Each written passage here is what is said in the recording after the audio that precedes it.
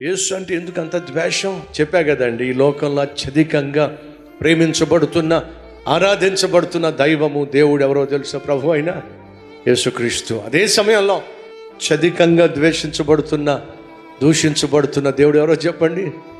యేసుక్రీస్తు. ఏమర్థమైంది నీకు? యేసుక్రీస్తునే అందరూ అంగీకరించినప్పుడు ఆయనను వెంబడిస్తున్న నిన్ను అందరూ ఎలా అంగీకరిస్తారో చెప్పు. యేసుక్రీస్తునే అందరూ ప్రేమించినప్పుడు నిన్నెందుకు అని అందరూ ప్రేమిస్తారు?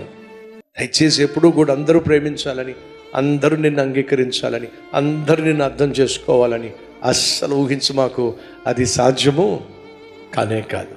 పైపెచ్చు నువ్వు ఎంత ఆత్మీయంగా జీవించినా, ఎంత ప్రేమను పంచినా, నేను అపార్థం చేసుకునేవాళ్ళు, ఆడిపోసుకునేవాళ్ళు, అసూయపడేవాళ్ళు, అనుమానించేవాళ్ళు, అవమానించేవాళ్ళు ఎప్పుడు తారసపడతారే ఉంటారు.